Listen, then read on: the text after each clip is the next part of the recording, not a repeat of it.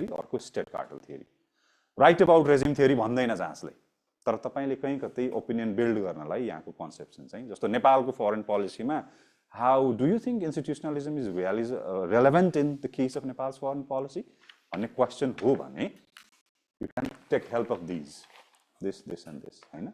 तर जहाँसमै write a short note on regime theory भनेर सोध्दैन, त्यसलाई अप्लाई गर्नको लागि चाहिँ relevant हुने भावनाले राखेको हो र पढ्नुस्. यहाँ छ, यहाँ भएको चीजहरु चाहिँ हेर्नु होला. Okay. So what exactly are regimes? Regimes भनेको norms, rules. Okay? जस्तो climate change मा UNFCCC को कुरा गर्छौं हामीले, Paris Agreement को कुरा गर्छौं, that is an example of regime. Human rights मा हैन UDHR या ICCPR यिनहरुको कुरा गर्छौं, that is an example of regime, a set of rules, set of norms. Okay? Even Bretton Woods systems भन्थ्यो पहिला. Bretton Woods system चाहिँ अहिले functional छैन. Bretton Woods organizations they are there. Bretton Woods system भनेको चाहिँ gold को exchange हैन, gold को stability, the monetary stability को वरिपरि. You don't need to go into detail. के मात्रै बुझ्नुस् भने norms, rules को जे set हो त्यसलाई हामीले regime भन्छौं. And those regime, they are not formal organizations, but still they provide a framework that influences international cooperation. And how do they determine the state behavior? How do the regimes determine the state behavior? They shape the choices. They shape the choices. अब हामी Paris Agreement को party हुने बित्तिकै हाम्रो foreign policy, हाम्रो even domestic policy, these are the certain choices. You can't deviate from that. What kind of energy to invest on, right? It shapes your choices. Okay? It provides incentives. These rules, these norms, they also provide incentives. के गर्ने के नगर्ने भन्ने कुरामा. And it determines the distribution of power and defines identities and roles. जस्तो हामीले Paris Agreement कै उदाहरण दिउँ न. Paris Agreement को कुरा गर्ने बित्तिकै there is always this talk about differentiated obligation. There are countries who are vulnerable, especially affected by climate change, despite their negligible emissions, and there are countries with like historically emissions मा धेरै contribute गरेको मुलुकहरु, rich north. अनि त्यसमा एउटा concept छ CBDRR हैन, common but differentiated responsibility. हो यो identities र role. Annex 1 Annex 2 भन्थे नि उसमा यो UNFCCC मा मुलुकहरुको identities र role पनि रेजिमहरुले त्यसरी define गरे के. यो उदाहरणबाट हेर्नुस्. तपाईले त्यो उदाहरण एट लेन्थ लेख्नु नपर्ला, तर के भनिरा हो भन्ने कुरा त बुझ्नु पर्यो नि. ओके. अब अर्को चाहिँ एउटा स्टेट कार्टल भन्ने theory. State cartel theory. Cartel भन्ने बुझ्नुहुन्छ हैन हामीले कमन इकोनोमिक्समा कार्टल भनेर के गर्छौं? यो फर्म्सहरु they create a grouping mainly price कन्ट्रोलको लागि चाहिँ. अनि मन लाग्दै प्राइस लगाउँछन् या के गर्छन् त्यो कम्पिटिसनलाई रिड्युस गर्नको लागि हैन. त्यो स्टेट कार्टलमा हामीले लगभग के देखिन्छ भने especially collective advantage को लागि, the states, they centralize more and more issues of common interest. And those kind of state cartels could be related to economics, could be related to even security. NATO लाई पनि तपाईले state cartels. I'll come there. State cartel examples हरु जस्तो even OPEC, सबभन्दा solid चाहिँ यो oil producing countries हरुको cartel. OPEC is also a relevant example. Okay? यति मात्रै बुझ्नुस्. अब तपाईले UN को कुरा गर्नुभयो. UN मा as such it is relevant to us because of the norms. Okay? UN लाई regime theory मा राख्ने कि state cartel theory मा राख्ने भन्नुहुन्छ भने it depends what you are looking at. For example, if you are looking at the resolution, the norms that comes from the UN, we are definitely talking about regime theory. But if you are talking the UN as a body to maintain peace and order, then maybe state cartel. But as a state cartel, is it effective? No. त्यही भएर UN लाई चाहिँ state cartel को example ग्रुपमा नलिनुस्. लिन सकिन्थ्यो भइसक्या छैन हैन. त्यो नलिनुस्. Solid example हरु भनेको चाहिँ European Union हो, NATO हो, OPEC हो. नेपालको लागि relevant state cartel theory को लागि relevant प्रसंग भनेको चाहिँ म तपाईलाई दुईवटा चीज भन्छु. Certain policy matters मा हामीले केही चीजहरु चाहिँ non-aligned movement. That is an example of state cartel theory. Non-aligned movement. नामकै guidance हामीले follow गरे हुन्छौं certain foreign policy questions मा, not everything, especially political हैन, decolonization को matter मा, even Palestine लाई हेर्ने विषयमा पनि. That is an example of state cartel. You are delegating your foreign policy, complete foreign policy prerogative to a grouping of countries. State cartel theory. के economic म्याटरहरुमा हामीले G77 and China yeah group of LDCs भन्छौं नि, LDCs को भल्नरेबिलिटिजहरु negotiate गर्दै गर्दाखेरि पनि त्यहाँ state cartel theory, collective objective के हो, सब थोकमा एउटै अर्गनाइजेसनमा सबै कुरा डेलिगेट गर्ने पनि होइन, issue specific, okay, issue specific cartelling हुन्छ। So ग्रुप अफ LDCs भन्या पनि that is an example of state cartel theory in operation, हाम्रो लागि चाहिँ relevant, okay?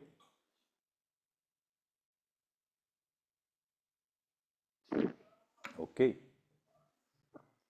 Then what are the limitations? What are the limitations? तपाईले अहिलेसम्म हेर्नुभयो भने हिजो पनि हामीले we talked of the issues of high politics and low politics. High politics मा security को matters, right? Military matters, even the political relations. And when it comes to low politics, the economic cooperation, functional areas, right? Non-political sectors. So institutionalism, it concentrates mainly on the issues of low politics. Liberalism मा पनि हामीले यही नै criticism भनेको थियौं. You can replicate that. Another criticism that is leveled against institutionalism is that it is kind of, it ignores, right? Or it is not responsive, it ignores to the distribution of power in the system. Because mainly, even the institutions that we talk of, they are either the tool of powers, great powers, or they are the theater for great power politics, right? So institutions as well, they mirror the distribution of power. The power को distribution जे छ त्यसलाई mirror गर्छन्, हैन? हो त्यो मानेमा तपाईले के पनि क्रिटिसाइज गर्न सक्नुहुन्छ भने त्यो institutionalistहरुले त्यो इग्नोर गर्छन्, because institutions they are nothing but they just reflect the power distribution. You can say the same thing about Bretton Woods system, Bretton Woods institutions. You can say the same thing about OPEC. So even institutions चाहिँ interest cooperate गर्ने भन्दा पनि balancing गर्नको लागि आएको इन्स्टिट्युसन्सहरु पनि छन् नि, एकअर्कालाई चेक एन्ड ब्यालेन्स गर्न, जुन ब्यालेन्स अफ पावरको नोसन भन्छौं हामीले क्रिटिसाइज गरेर हो यसले इन्स्टिट्युसनलिजमलाई। इन्स्टिट्युसनलिजमले यो भन्छ भन्दा पनि यो भन्न छुटाउँछ भन्दै गरे हो। अरु केही तपाईले फेलियर अफ लीग अफ नेशन्सलाई कन्क्रिट एक्जाम्पलको रूपमा दिन सक्नुहुन्छ, डिसमल परफर्मेन्स अफ UN लाई पनि कन्क्रिट एक्जाम्पलको रूपमा दिन सक्नुहुन्छ। And even on the state behaviour institutions have little influence. हुन त UN को सदस्य अहिले युद्धरत पक्षहरु पनि त हुन् नि, अहिलेको कन्टेम्पोररी विश्वमा भएका जे युद्ध छन् त्यसमा UN सँग सम्बन्धित छन् नि त। त इन्स्टिट्युसनले स्टेट बिहेभियरलाई साच्चै मोल्ड गर्यो त, हैन? त हामीलाई कन्क्रिट यस भनेर आन्सर गर्न गाह्रो छ नि, राइट? हो त्यो पनि भन्नु होला, राइट? त्यसलाई पनि क्रिटिसाइज गर्न सक्नुहुन्छ, स्टेट बिहेभियर नै पनि। Okay, fine. नाउ यो तपाईलाई अलि काम लाग्ने चीज, to what extent is Nepal's foreign policy guided by institutionalism. Okay? Institutionalism. अब यो institutionalismले कसरी गाइड गर्छ भन्दाखेरि हामीले माथि पढेको चीजहरु रिकल गरौँला, पढेको चीजहरु रिकल गरौँला। जस्तो रिकल नै गरौँ न त एकचोटी, यतिकै ब्रेनस्टर्म गरौँ। स्टेट कार्टल थियरीमा पढाएको चीज पनि प्रयोग गर्ने, रेजिम थियरीमा पढाएको चीज पनि प्रयोग गर्ने, ट्रान्ज्याक्सन कस्ट रिड्युस गर्छ भन्ने चीज पनि त्यसलाई रिकलेक्ट गर्ने। र जुन हामीले इन्स्टिट्युसन्स एज डिफाइन गरेका थियौं नि, इन्स्टिट्युसन्स बाइल्याटरल लेभलमा पनि छन्, रिजनल लेभलमा पनि छन् र मल्टिल्याटरल लेभलमा पनि छन् भन्ने कुरालाई चाहिँ याद गर्ने। यति पोइन्टहरु याद गर्नु भने you can frame a answer. State cartel regime, state cartel regime, reduction of transaction cost, institutions at bilateral level, जस्तो नेपाल र भारत बीचको बाइल्याटरल मेकानिजम हुन्छ, जोइन्ट कमिसन भन्छ, that is an example of institution, bilateral institution, हैन? BCM भन्ने चलन छ कि हाम्रोमा चाहिँ, बाइल्याटरल कन्सल्टेशन्स मेकानिजम्स भन्छौं, that is an example of bilateral institution. Then you go to regional level, cascade गरेर जाऊ न, कोहेरेन्टली बुझ्न सकिन्छ नि, कोहेरेन्टली बुझ्न सकिन्छ। Then you go to regional level, talk of BIMSTEC, talk of SAARC, then you go to more global level, UN, so on and so forth, right? Regime गर्ने बित्तिकै क्लाइमेट चेन्जसँग रिलेटेड रुल्सहरु हुन सक्छ, ह्युमन राइट्ससँग रिलेटेड रुल्सहरु हुन सक्छ, रुल्सहरुको कुरा गर्न सकिन्छ। State cartel भन्ने बित्तिकै अघि भने जस्तो G77 नामको कुरा प्रसंग ल्याउन सकिन्छ, त्यो गर्न सकिन्छ, राइट? ओके, यति भएपछि लेख्न सकिन्छ।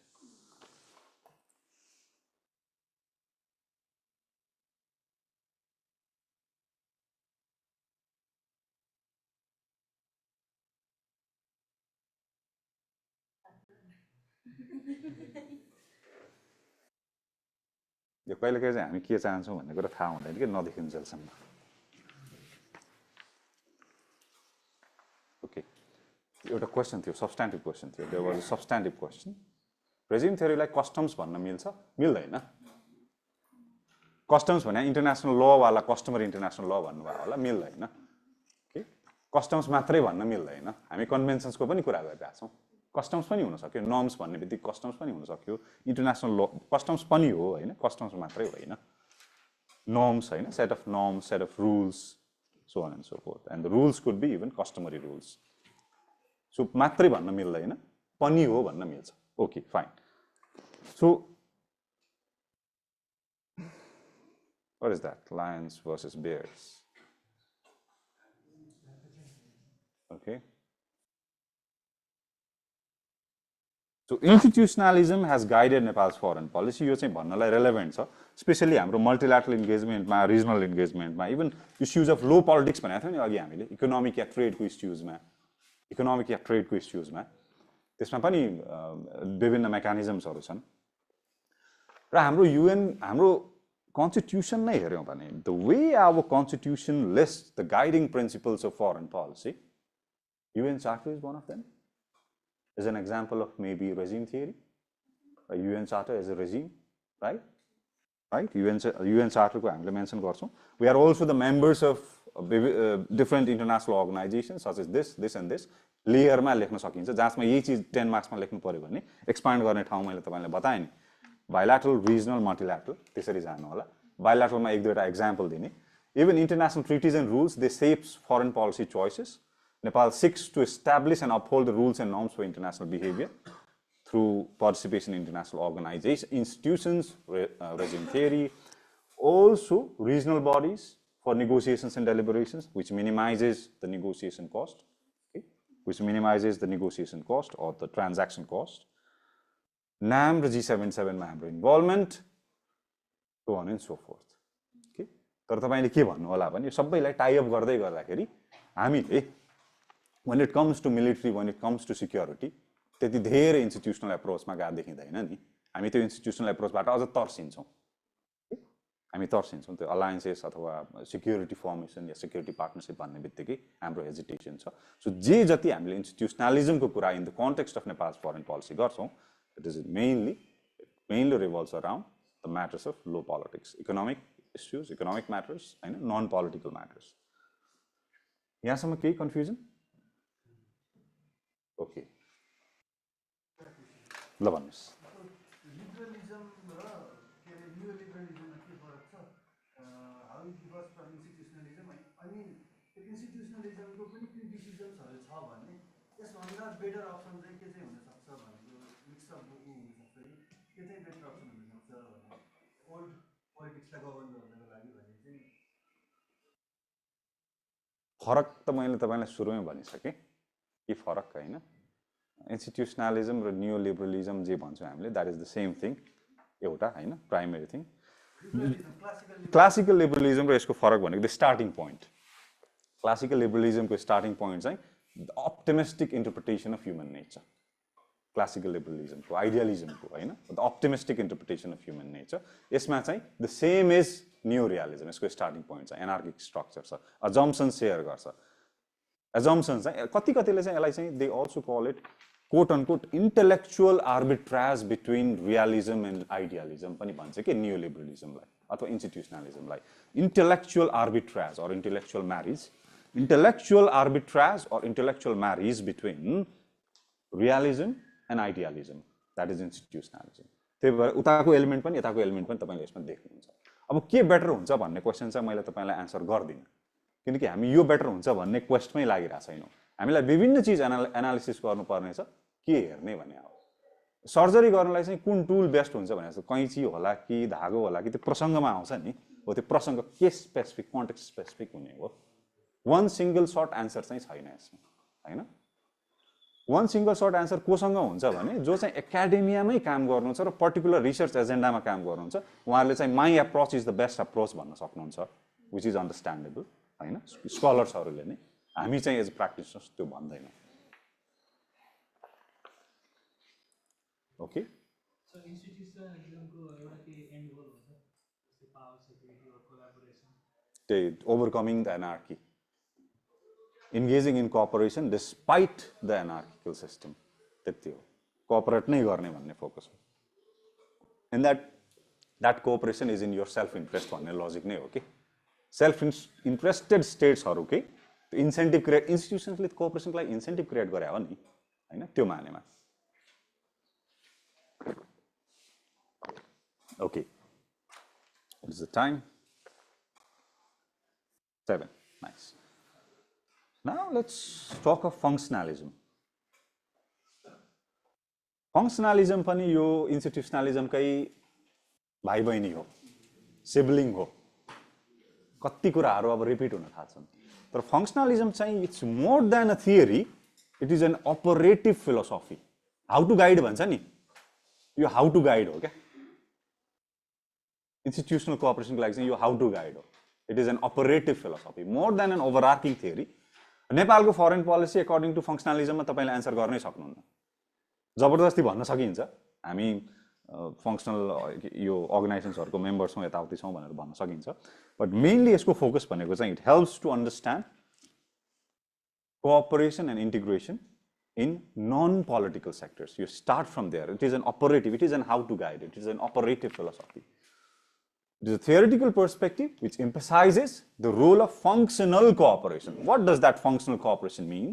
It is not a political cooperation. It is not the cooperation in the political matters or on the issues of high politics, but it is the cooperation in the issues of low politics. Apolitical bhन्छ नि जसलाई, non-political, apolitical, functional. Just for example, World Health Organization, Food and Agricultural Organization. These are examples, right?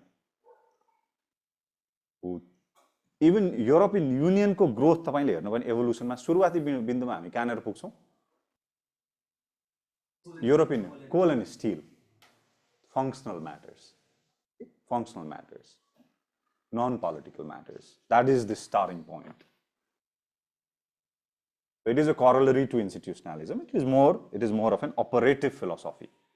How to guide भनौँ न, it is an operative philosophy. र यसको main focus भनेको चाहिँ okay अब दुईवटा मुलुक अथवा भनौँ न विभिन्न ग्रुप अफ मुलुक, there is a political animosity. How do you overcome that? यो स्पेसली युरोपियन युनियनको इन्टिग्रेसनकै कन्टेक्स्टमा अझ रेलेभेन्ट हुन्छ. How do you overcome that animosity? एकैचोटि पोलिटिकल लेभलमा ओपनिङ अप गरेर no. First let's cooperate in few non political sectors, and if you become successful in that will have positive spill over effects. त्यो positive spill over इफेक्ट्सले लर्निङको प्रोसेसलाई reinforce गर्छ. त्यसले eventually political इन्टिग्रेसनमा contribute गर्छ. त्यही भएर कतिले चाहिँ यसलाई building pieces from bottom, building piece from bottom, not pieces, piece शान्ति from bottom up. You start with coal and steel, right? And the economic cooperation, trade, and then you go to EU. त्यो मानेमा चाहिँ यो ladder जस्तै सोच्नुस्. Okay fine. की प्रपोजिसन्स र enter related छ. यो प्रपोजिसन्स याद गरेर हुँदैन, यो अर्डरमा ख्याल गर्नु होला. यो अर्डरमा ख्याल गर्नु भने बुझ्न सजिलो हुन्छ. First proposition, because it is an operative philosophy, it says that international cooperation should begin by dealing with specific non-political sectors. Could be food and agriculture, could be health, could be coal and steel, right? Even could be tourism, right? So non-political sector. You start from there. त्यसमा complications relatively कम हुन्छ नि political matters भन्दा. एकदमै इन्ट्र्याक्टेबल भन्छ नि कन्फ्लिक्टहरू. इन्ट्र्याक्टेबल कन्फ्लिक्टहरू चाहिँ यो non political सेक्टरमा कम हुन्छन्, रिलेटिभली कम हुन्छन्. And then if that a political arrangement become successful, that will have spill over effects. Positive spill over भनौँ, स्पिल ओभर इफेक्ट. एउटा केही चिजमा राम्रो चिजले तपाईँको अर्को क्षेत्रमा पनि प्रभाव पर्छ. स्पिल ओभर इफेक्ट चाहिँ हामी प्रायः इकोनोमिक्समा प्रयोग गर्छौँ नि. दुईवटा बिग नेबर्सहरू, rapidly growing economies, economic power house, त्यसको स्पिल ओभर इफेक्ट नेपालमा पर्न सक्छ भन्ने त्यो एंगलले कहीं कतै भन्छौ नि that obviously that has nothing to do with functionalism. I'm just trying to hammer a point about spillover effect. हो त्यो spillover effect चाहिँ नन फंक्शनल सेक्टरमा गरेको कोअपरेसन नन पोलिटिकल या फंक्शनल सेक्टरमा गरेको कोअपरेसनको पोजिटिभ स्पिलओभर इफेक्ट चाहिँ अब अरू एरियामा पनि देखिन थाल्छ okay and such spillover effect again यो अर्को third proposition which is reinforced by the learning process, okay, that will ultimately transform both national attitude and institutions. National attitude and institutions. अब यो एरियामा कोअपरेट गर्यो अब अरूमा पनि गर्न सकिन्छ भन्ने हो नि right? And finally, the transnational and supranational attitudes and institutions, they would weaken the concept of state sovereignty. Not completely irrelevant बनाउँछ भने होइन but that would weaken the concept of state sovereignty. So कतिपय म्याटरहरुमा अहिले European युनियनमा तपाईले के देख्नुहुन्छ भने decision चाहिँ ब्रसेल्समा हुन्छ हैन अथवा EU को जे स्ट्यान्डर्ड हो धेरैले त्यो फलो गर्छन् तर फंक्शनलिजमको चाहिँ त्यो EU भन्दा पनि बियोन्ड ग्लोबल स्केलको इन्टरप्रिटेसन हो फंक्शनलिजम एज सच यसको स्कोप भनेको ग्लोबल हो यो त हुँदैन भनेर पछि एउटा नियो फंक्शनलिजम भन्ने अलि पछि आयो नियो फंक्शनलिजमले चाहिँ सबै ग्लोबल स्केलमा नभए पनि रिजनमा हेर्न सकिन्छ नि विदिन एउटा लार्जर टेरिटरी स्टेट भन्दा बियोन्ड जाने but within a region European Union भनेको चाहिँ it is an perfect example of neo functionalism तर हामीले फंक्शनलिजम नियो फंक्शनलिजम छुट्याउनु पर्दैन तपाईको सिलेबसमा सबैलाई एउटै घानमा पढ्छौं so it is not always about realism and neo realism so because neo realism is also a subset of that broader umbrella called realism so हामीले पनि यसलाई नियो फंक्शनलिजम या फंक्शनलिजमलाई छुट्याएर हेर्दैनौं एउटा ठाउँमा म प्रसंगमा भन्छु मात्रै तपाईले जाँचमै लेख्दाखेरि धेरै छुट्याएर लेख्नु पर्दैन अरु एडिशनल प्रोपोजिशन्स अघि मैले भनेको थिएँ bottom up approach working peace system could be constructed from bottom up approach. This is, I think, David Mitrani said this. And the emphasis should be on political, rather than political ends, the emphasis should be on the welfare, right? The welfare, socio-economic welfare. Jela हामीले human security भन्छौं नि आजभोलि, right? Jela हामीले human security भन्छौं, मानव सुरक्षा भन्छौं, हो त्यतातिरको focus, right? And they also prescribe realist means to attain idealist ends. यसमा चाहिँ self interest भन्दा पनि यसको एन्ड इन्स्टिट्युशनलिजममा इन्ट्रेस्ट कम्प्लिटली बाइपास हुँदैन हेर्नुस् फंक्शनलिजममा चाहिँ okay ultimate goal working peace establish गर्नु छ कोअपरेसन चाहिने छ हामीलाई how do we do it एकदमै रियलिस्टिक भएर हेरौँ न जेमा सम्भव छ त्यो गरौँ जेमा सम्भव छैन त्यो नगरौँ so this is an example of realist means for idealist ends or idealist goals. Right? And there is also an emphasis on pooling of sovereignty, sharing of sovereignty rather than the total surrender of sovereignty.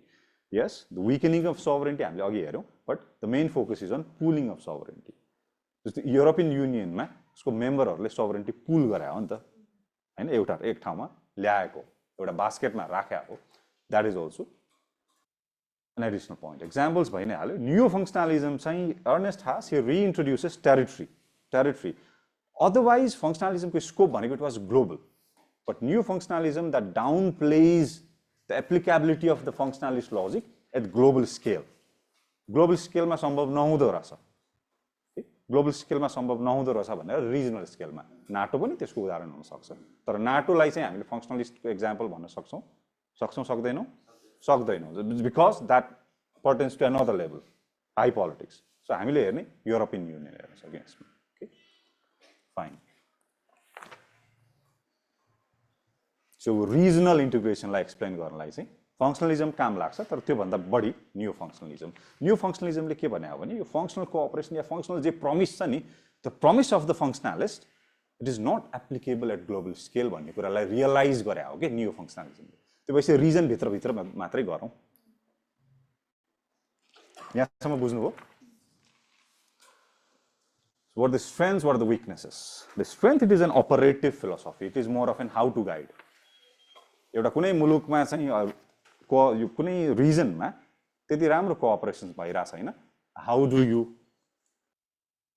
Create such an environment where countries will be cooperating with each other how do you do that by starting from functional areas and then moving on to another stages it is an how to guide it is an operative philosophy the focus is on cooperation rather than national interest ko even national interest र national security भन्दा पनि cooperation human सिक्युरिटीतिर focus देखियो नि यसको है the handy tool to understand regional integration यस it also challenges state centric dogma it challenges state centric dogma जुन international रिलेसन्समा या रियालिजम हेर्दाखेरि हामीले states are the principal actors states are the primary actors भन्थ्यौँ it challenges that and the emphasis is also on the welfare of people and more or less it has an optimistic outlook. It has an optimistic outlook. हजुर ए EU को NATO को त मैले के सोध्नुहुन्छ जस्तो लागिरहेको थियो मलाई EU को मिलिट्री नै भनेर छैन छैन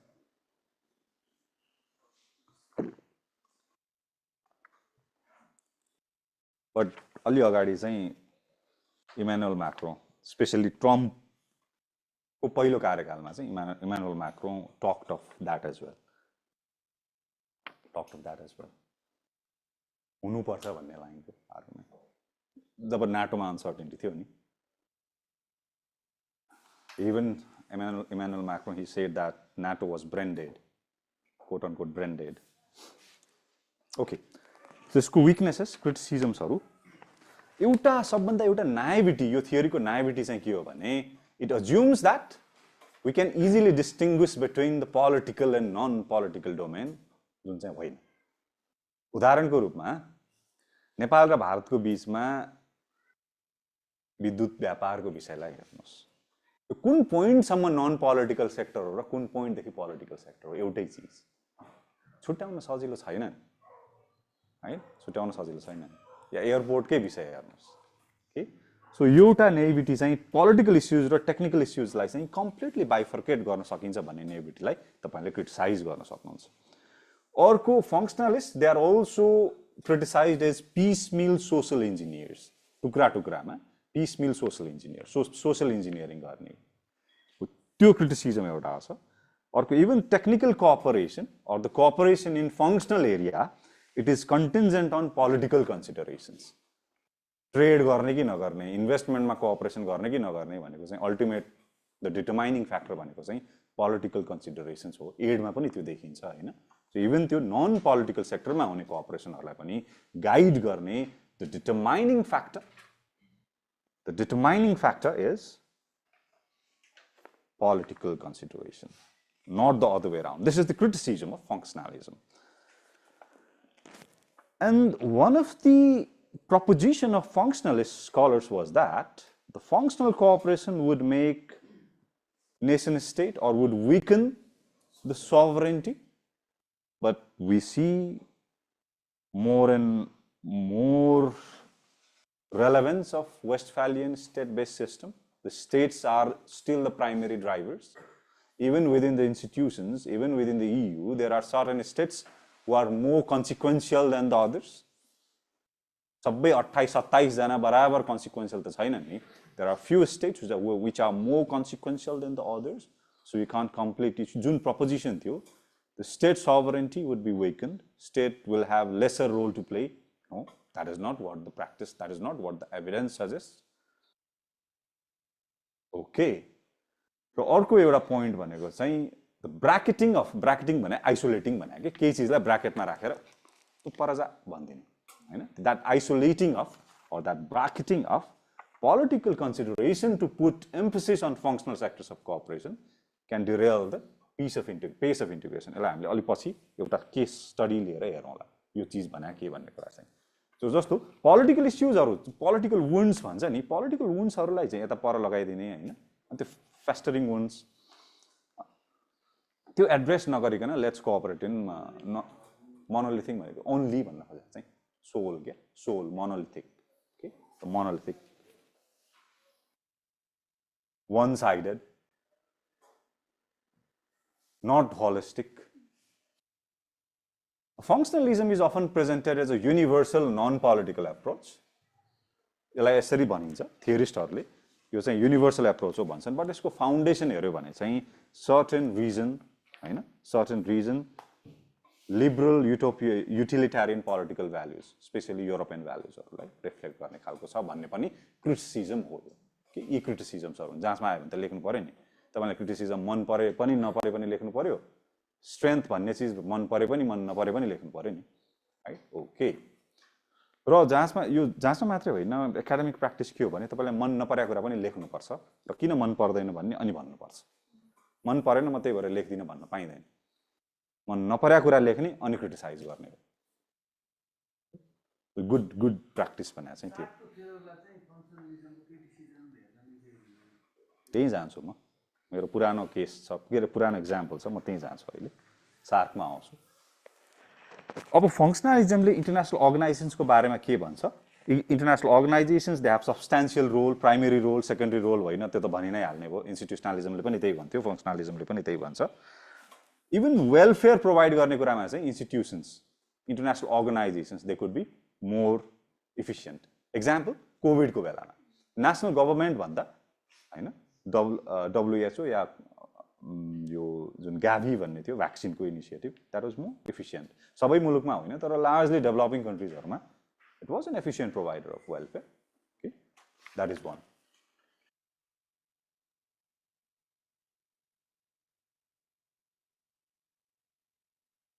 And also the international organizations, they formulate policies on relevant field, could be about the management of natural resources, could be about, again, अघिकै WHO कै कुरा आउन सक्छ हैन, पेन्डेमिकको म्यानेजमेन्ट, सर्टेन पोलिसिजहरु त्यो पनि गर्छन्। सो अघि हामीले जे अहिलेसम्मको हेर्यौं सबै इन्टरनेसनल अर्गनाइजेसन्समा अप्लाई गरेर हेर्न सकिन्छ, राइट? इन्टरनेसनल अर्गनाइजेसन चाहिँ मिलिटरी अर्गनाइजेसन्सहरु होइन, FAO, WHO, फङ्सनल अर्गनाइजेसन्सहरु। यहाँसम्म केही कन्फ्युजन छ? अब हामी जान्छौं सार्कमा। सार्क र फङ्सनलिस्ट डज अहिलेको जुन सार्कको स्ट्याटस छ, does it meet the expectations of functionalists? Yes or no? No, right? No. Functionalist expectation ke थियो, you start by cooperating in like issues of low politics, trade, economics. Politics लाई अलिकति साइडमा लगाइदियौ अनि बिस्तारै हुन्छ भन्ने थियो। No? No? Then why no? यस पनि भन्न सकिन्छ, मैले यहाँ तपाईलाई टिज गर्दैछु। यस पनि भन्न सकिन्छ, नो पनि भन्न सकिन्छ र सलिडली दुईटैमा सलिड आर्गुमेन्ट्सहरु छ।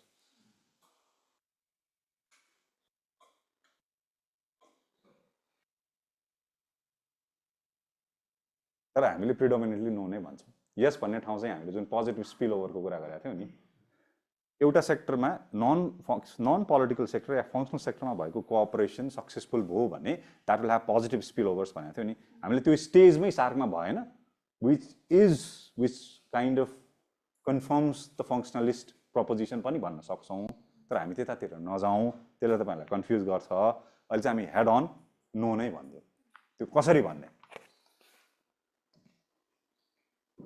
Yadav Kant Silwal around 1987 he said that functionalism was, quote unquote, these are his words, it comes from his speech, the functionalism was the underlying rationale of the SARC. That is what the Yadav Kanta Silwal said, right? Functionalism was the underlying logic, underlying rationale of the SARC. And when SARC was formed, SARC को formation मै पनि तपाईले हेर्नु भने, evolution मा हेर्नु भने, let's cooperate in water sector, त्यो देखिन्छ नि, रिजनमा वाटरको यो वाटर रिसोर्सेसलाई हार्नेस गर्नको लागि कोअपरेट गरौँ भन्नेबाट सुरु भएको जस्तो देखिन्छ।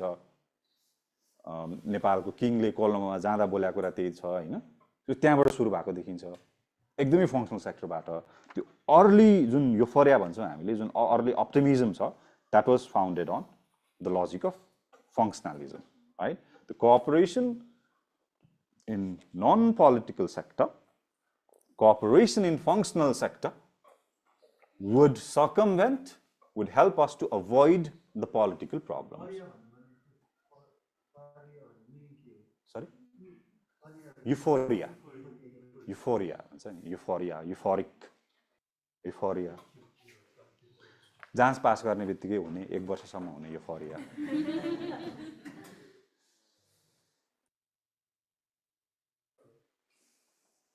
युफोरिया भन्छ। ओके, कतिको 3 दिनमै सकिन्छ, कतिको 3 वर्षसम्मै जान्छ, कतिको 10 वर्षसम्म जान सक्छ। त्यसपछि नै कुरा गरौँला हो त्यही भएर सुरुमै एक्सपेक्टेसन म्यानेज गर्न जान्यो भने धेरै सजिलो हुन्छ just a gentle tap on your back, but you never get that thing, you never let that thing to get in your head. त्यति हो तरिका अरू केही छैन त्यो स्टोइक इन्डिफरेन्स भन्छौँ नि हामीले हु केयर्स वाला that helps that stoic indifference who cares right Euphoria, the context was that. Okay, the context is always important. The experience of SARC, it says that bracketing or isolating political issues, SARC को चार्टरमै के गर्यो bilateral contentious issues छलफल नगर्ने भन्छ हो अनि SARC को जति बेला त्यो स्टल कति बेला हुन्छ पोलिटिकल इस्युजमा तालमेल नमिलेर पाकिस्तान इन्डिया राइट त्यो पोलिटिकल विषयमा तालमेल नमिलेर सो हामीले के देख्यौं भने SARC को एक्सपिरियन्समा चाहिँ that isolation of political issues or the bracketing of political issues doesn't enable a situation to pursue cooperation in functional aspect. Okay? And whatever incremental approaches were suggested by functionalists, SARC को केसमा चाहिँ they failed to deliver भनेर argue गर्न सकियो नि है गर्न सकियो अहिलेकै कन्टेम्पोरेरी एक्जाम्पल्सहरु दिएर त्यो गर्न सकियो राइट सो इभन SARC को वे फरवर्ड के हो भने functionalist logically solve गर्नै सक्दैन First, you need to find a political solution. First, you need to find or you need to bridge the differences that are at political level, which hinder cooperation at all the levels. Okay? यसरी हेर्नु होला अब भन्यो भने हामीले SARC मा functionalist lens लगाएर interpret गर्न सक्छौं नि SARC ले भ्यालिडेट गर्छ कि काउन्टर एक्जाम्पल हो I think it's a good counter example. Fine, यहाँनिर हामीले ब्रेक लियौं हिजो प्रसंग आएको थियो ब्रेक लियौं 5 मिनेट जति ब्रेक लियौं I don't know whether that will be helpful or not तपाईलाई हुन्छ पक्कै हुन्छ है त्यसपछि हामी यता मार्क्सिजममा जाउँला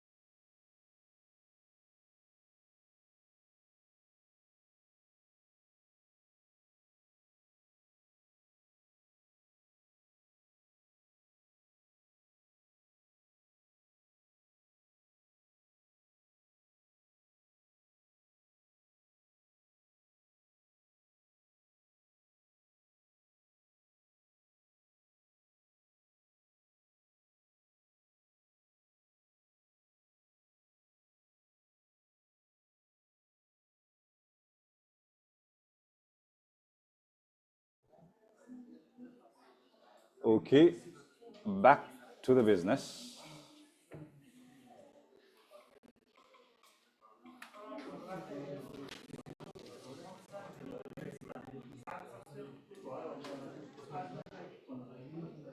एकैछिन अब हामी रिज्युम गरौँ है, बिस्तारै बिस्तारै यसलाई उ गरौँ। I know that तपाईँले एनर्जी रिकलेक्ट गरेर आउनु भएको छ, I have that enough evidence. अब यसलाई एकछिनलाई पार भन्नु त अब अहिलेको क्वेसन हो हो हो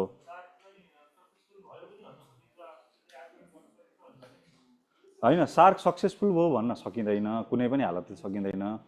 तर सार्कले फङ्सनलिस्ट हाइपोथेसिस, फङ्सनलिजमले जे यो हुन्छ भनेर भन्न सक्थ्यो नि, त्यो कुरा चाहिँ यस या नो होइन। फङ्सनलिजमलाई चाहिँ सार्कले भ्यालिडेट गर्न, सार्कको इक्जाम्पलले भ्यालिडेट गर्न सकिन्छ कि सकिँदैन भन्ने कुरा हो। भ्यालिडेट गर्न किन सकिँदैन हामीले भन्यौँ नै, तर भ्यालिडेट गर्न सकिने आर्गुमेन्ट चाहिँ कहाँनिर हो भने फङ्सनल सेक्टरमै कोअपरेसन सलिड भएन, त्यहाँ सक्सेसफुल भएको भए चाहिँ पोजिटिभ स्पिलओभर अरू एरियाजमा हुन्थ्यो अनि फाइनल्ली रिजल्भ हुन सक्थ्यो भन्ने एउटा आर्गुमेन्ट हो। तर त्यो विकर आर्गुमेन्ट हो भन्न चाहिँ त्यसरी भन्न सकिन्छ हो।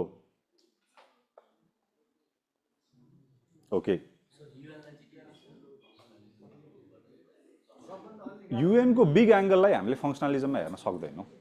तपाईँले युएनको एउटा कुनै चिज जस्तो एफइओलाई फङ्सनलिजमको लेन्सले हेर्न सक्नुहुन्छ होइन, युएन एज अ होललाई फङ्सनलिजमको लेन्स, किनकि युएन क्रिएट गर्दाखेरि चाहिँ त्यसको मेन फोकस भनेको what was it, if you remember the chart, I know there is energy, tone it down please please, त्यसले हामीलाई हेल्प गर्दैन, अहिले गर्दैन, अर्को एरियामा च्यानलाइज गरौँ। एकछिन यो च्याप्टरलाई काम लाग्ने कुरा नै छ, जाँचमा यही आउँछ।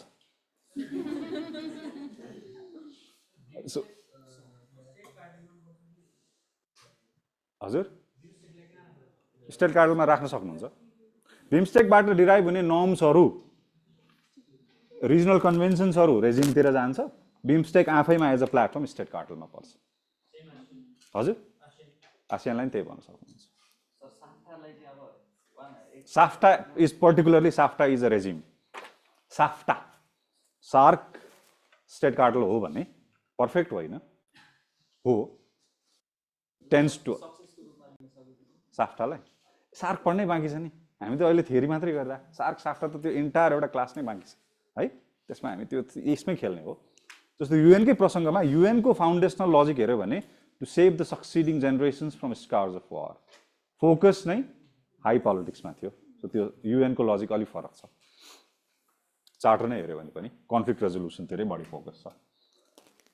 ओके फाइन, अब हामी जान्छौँ मार्क्सिजममा। अघि अगाडि के भन्दै हुन्थ्यो, अलिक पढ्न अप्ठ्यारो थियोरी भनेर कहिले के भन्दै हुन्थ्यो, केलाई मार्क्सिजमलाई भन्नुभयो कि कन्स्ट्रक्टिभिजमलाई भन्नुभयो, मार्क्सिजमलाई भन्नुभयो। ओके, सकेसम्म हामी यसलाई सिम्प्लिफाई गरौँ होइन, लेट्स एटेम्प्ट टु द्याट, यसलाई सकेसम्म सिम्प्लिफाई गरौँ। मार्क्सिजममा पढ्ने चिज धेरै छ, 6 महिना 1 वर्ष 3 वर्षको 5 वर्षको एउटा पिएचडी पनि जान्छ त्यसमा। हाम्रो एरिया अफ फोकस त्यो होइन। हामीले के मात्रै हेर्छौँ भने Marxism in international relations. International रिलेसन्समा मार्क्सिस्ट लजिकले के भन्छ भन्ने कुरा हो। जुनसुकै डोमेन भए पनि मार्क्सिजममा एउटा कमन थ्रेड छ। त्यो कमन थ्रेड चाहिँ के हो भने इकोनोमिक र क्लास रिलेसन्स भन्छ नि, वर्गहरू बिचको सम्बन्ध। र it was not mind right, okay, जुन क्लास रिलेसन्स र इकोनोमिक रिलेसन्स, जुन इकोनोमिक रिलेसन्स र क्लास रिलेसन्सको जुन लजिक छ इन्टरनेसनल रिलेसन्समा पनि त्यसकै एक्स्ट्रापोलेसन हो। It is the extrapolation of class dynamics at international level, right? So Marxism argues that relations between states, even other actors in the international system, other actors पनि भन्नुपर्छ है मार्क्सिजममा चाहिँ, स्टेट मात्रै भन्दैन हामीले। जस्तो multinational corporations, Elon Musk for example, मार्क्सिजमले त्यो पनि त्यसरी पनि हेर्छ। बिग क्यापिटलिस्ट कर्पोरेसन्स त्यो पनि हेर्छ। सो ओन्ली स्टेट्स भन्दैन मार्क्सिजमको फोकस। र स्टेट्स पनि खासै के होइन, रुलिङ क्यापिटलिस्ट क्लासको टुल हो भनिदिन्छ। स्टेट आफैमा पनि जुन हामीले युनिटरी ऱ्यासनल एक्टर भनेको थियो नि उता होइन होइन हु इज कन्ट्रोलिङ द स्टेट त्यो पनि हेर्नुपर्छ कुन चाहिँ बिजनेस इन्ट्रेस्टले क्याप्चर गरिरहेको छ त्यो पनि हेर्नुपर्छ भन्छ है सो मार्क्सिजमले भन्ने कुरा भनेको चाहिँ जे मुलुकहरू बिचको या अरू एक्टर्सहरू बिचको सम्बन्ध छ that is shaped by underlying economic and class relations period है हु आर द की स्कलर्स त्यताउति भन्नै परेन तपाईँलाई मार्क्सिजम भनेपछि मार्क्स याद भइ नै हाल्छ लिनिन भइ नै हाल्छ नेपालमा त अरू पनि अझ हामीलाई याद हुने चिजहरू पनि छ तर हामीलाई अलि पछि के स्पेसिफिक स्कलर्सहरूको नाम लिएर हेरौँला and it is one of the radical theories it is one of the radical theory it is one of critical theories okay? So it treats international politics as an extension of class conflict. जुन वर्ग सङ्घर्ष भन्छ नेपालीमा त्यो वर्ग सङ्घर्षकै extended स्वरूप हो international politics भनेको चाहिँ okay? र for Marxist all cause of evils चाहे त्यो conflict war all cause of evils is the capitalism. Capitalism is the central cause of international conflict. Okay? Is the central cause of international conflicts. And also national interest. National interest भनेको पनि they are nothing but the interest of master class.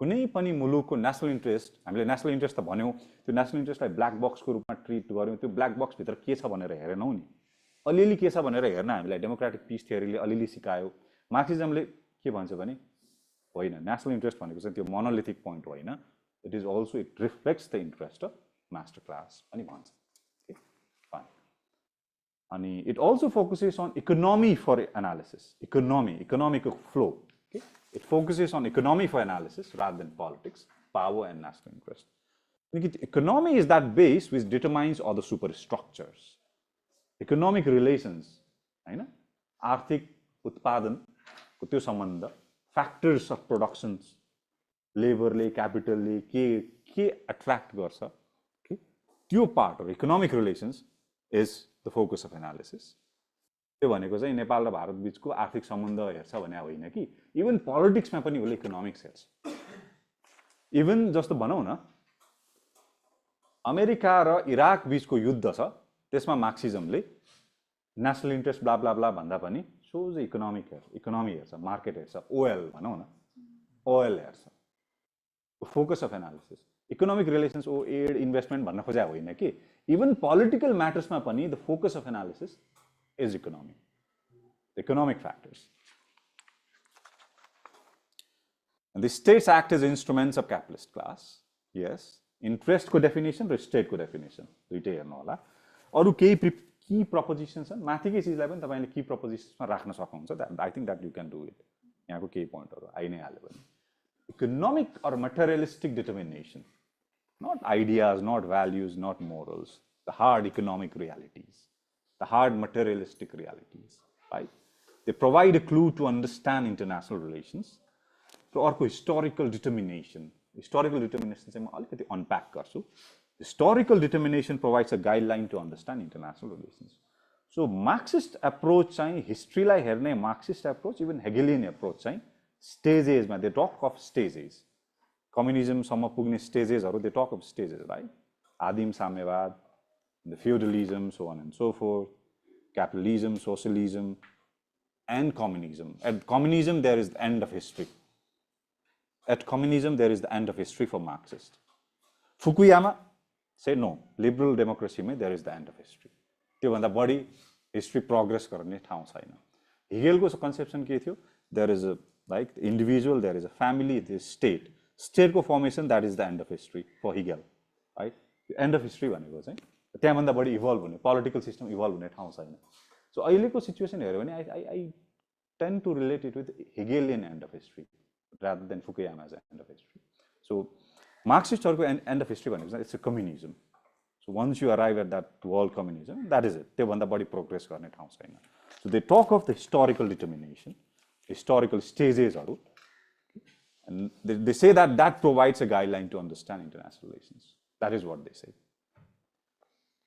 The class and class struggle, that is central concept. अघि पनि हामीले भन्यौं master class को interest, national interest, right?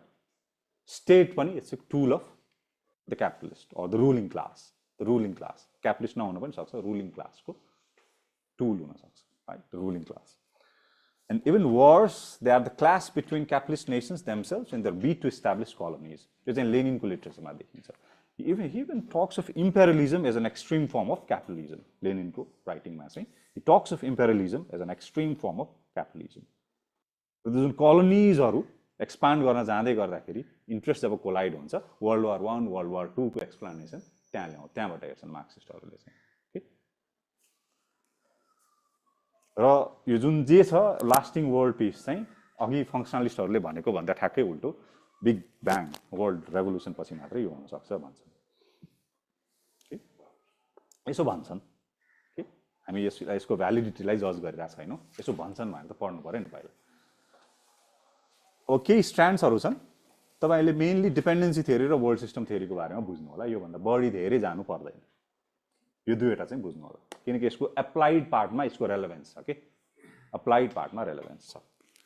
जस्तो नियो मार्क्सिजमको विभिन्न पोइन्ट्सहरू छ. त्यसमा तपाईँलाई चाहिने पोइन्ट चाहिँ के हो भने international relations is an autonomous sphere भनेर हामी रियलिजममा हेर्थ्यौँ नि त्यसलाई रिफ्युट गर्छ कि नियो मार्क्सिजमले चाहिँ होइन अटोनोमस स्फेयर होइन. It is just the subset of global social relations भन्छ इन्टरनेसनल रिलेसन्सलाई.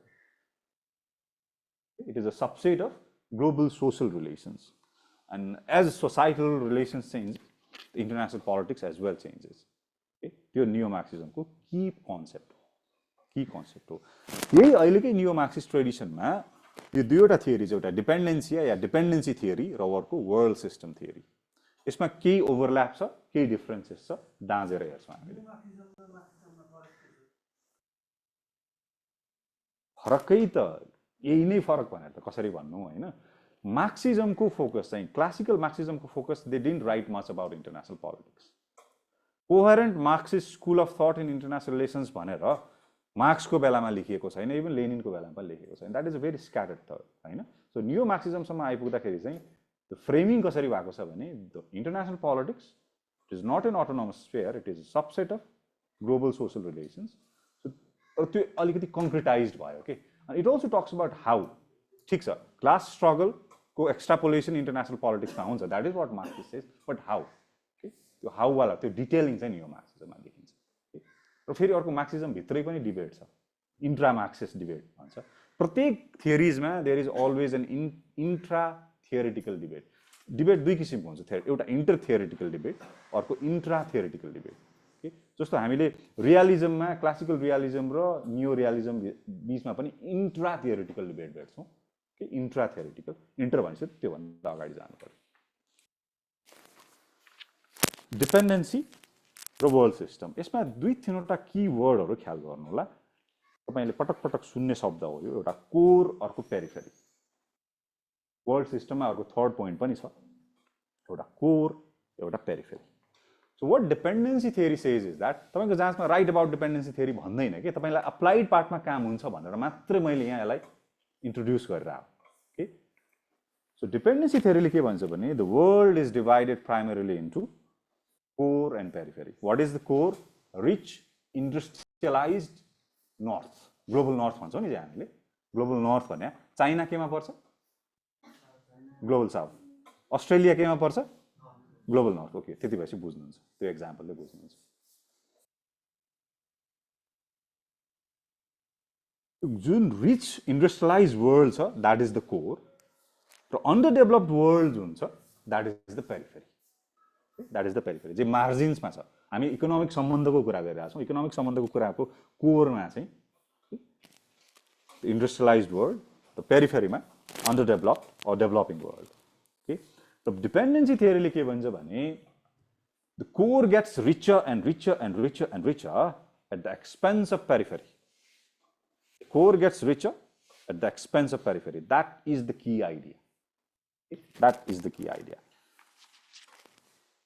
World system पनि लगभग त्यही भन्छ. तर एउटा चाहिँ के भने डिपेन्डेन्सी थियोरीमा चाहिँ the focus is on unequal exchange. त्यो रिचर एन्ड रिचर कसरी हुन्छ? Because of unequal exchange. What does that mean? So unequal exchange is the defining feature of global capitalism.